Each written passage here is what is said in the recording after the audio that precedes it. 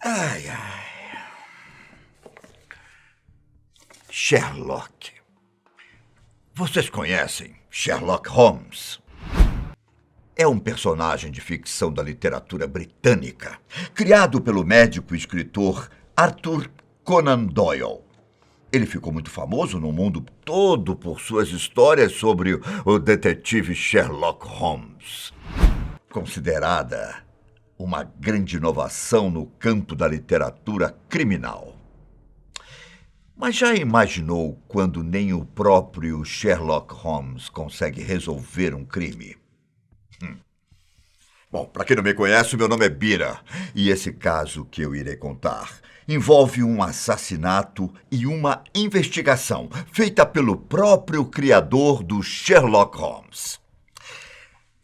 Era ano de 1908, quando Marion Gilchrist, uma senhora de 83 anos, foi encontrada morta na sala da sua casa. Ela tinha sido espancada até a morte, enquanto sua criada tinha saído para comprar o jornal. Durante o assassinato, um barulho alto, vindo do apartamento de Marion, acabou chamando a atenção de Adams, um vizinho, que tentou, mas não conseguiu impedir o crime. Na verdade, ele se deparou com um homem descendo pelas escadas, mas não imaginou que seria o criminoso.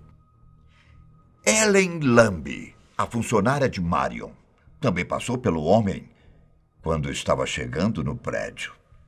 Mas também não imaginou que sua patroa estaria morta.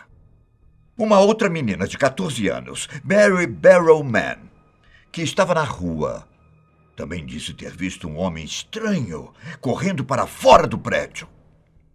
O bandido levou apenas um broche de diamantes em forma de meia-lua e deixou para trás uma quantidade de dinheiro que Marion guardava em casa.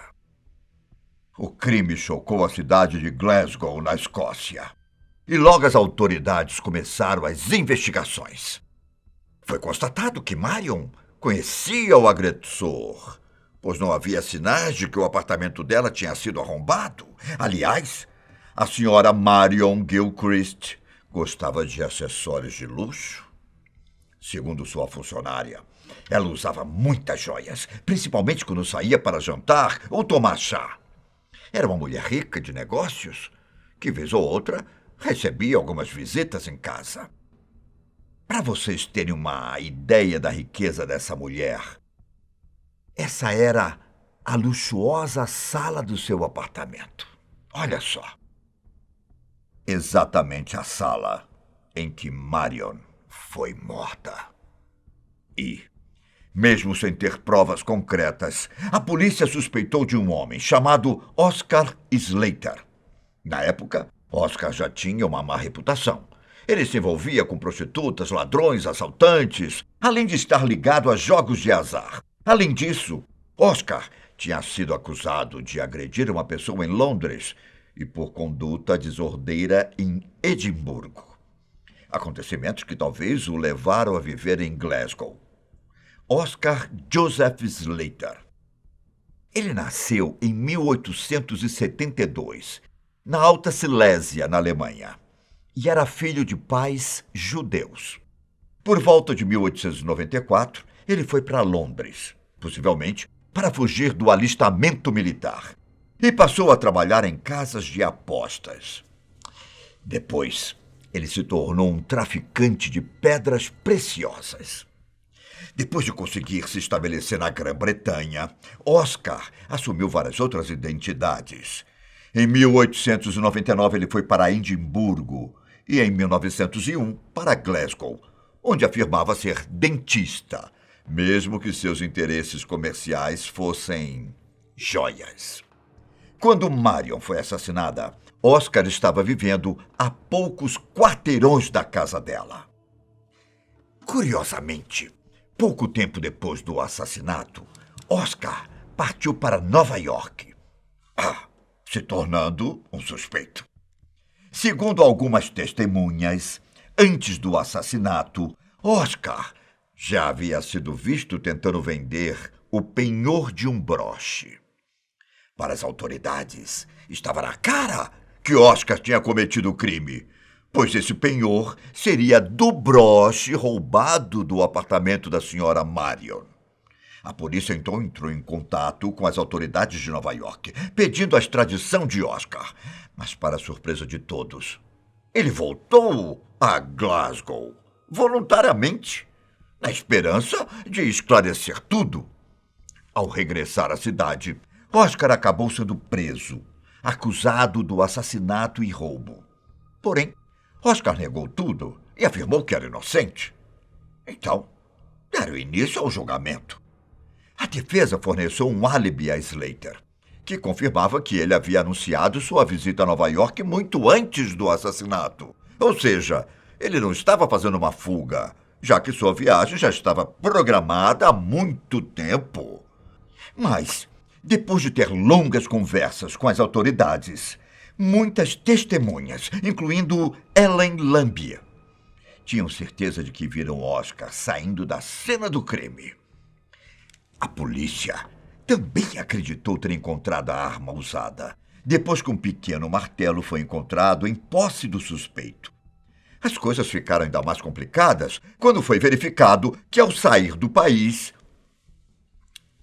o Slater usou um nome falso. O julgamento foi realizado em 1909.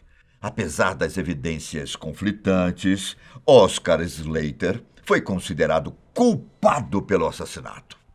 Sua pena, a morte.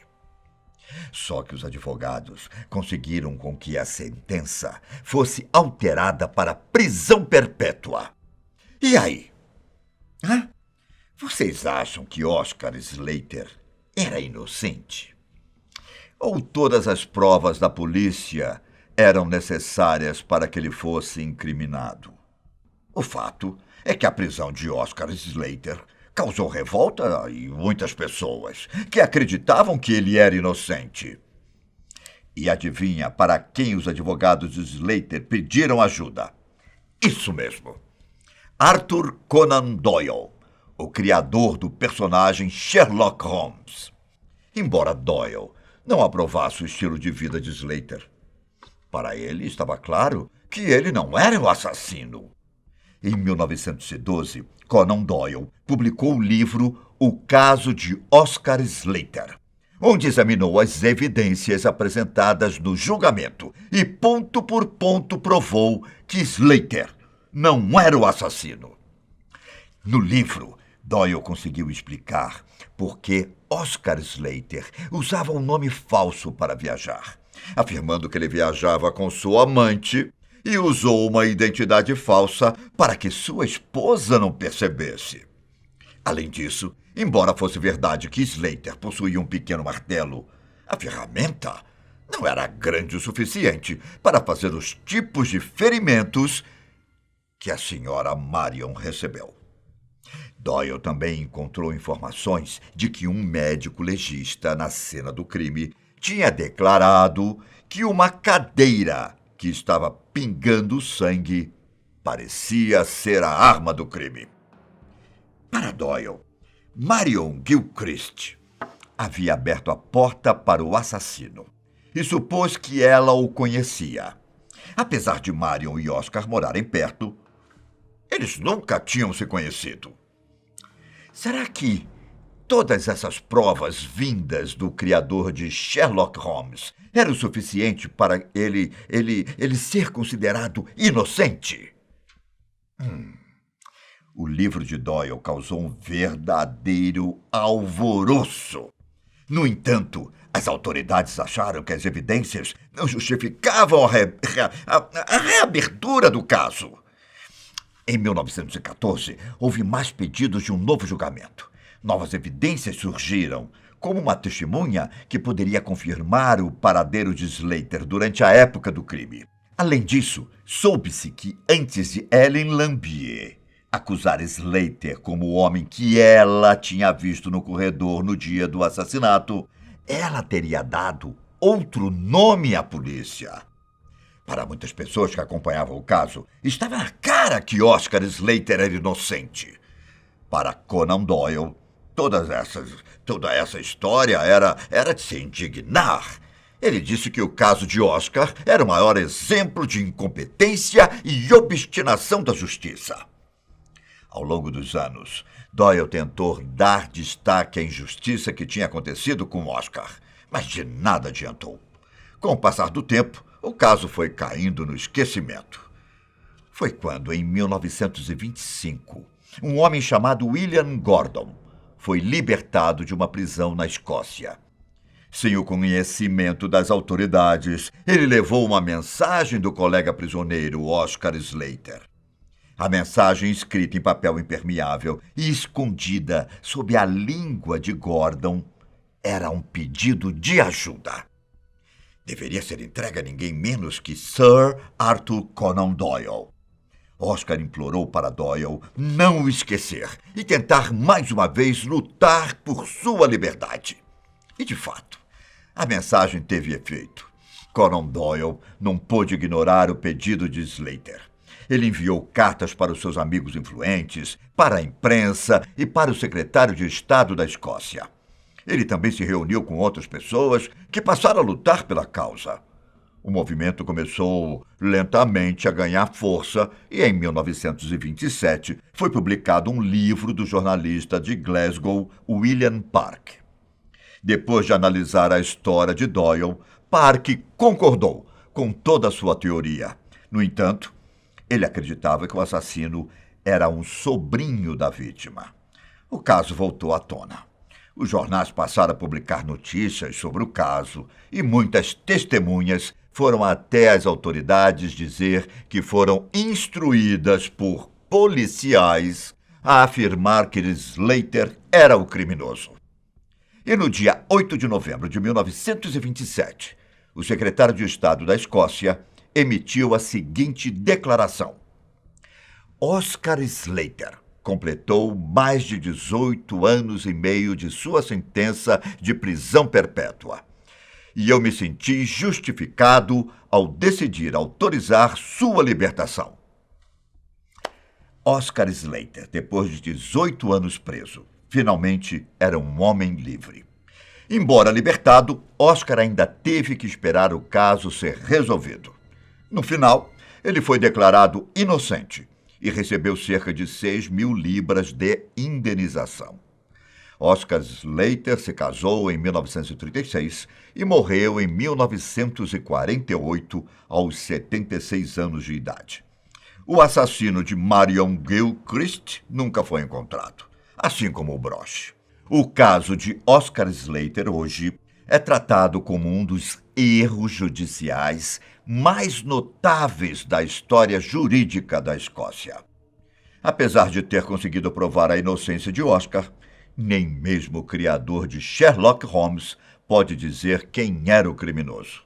Portanto, cuidado, muito cuidado por onde você anda, pois tudo isso pode acontecer com você, viu? Até a próxima.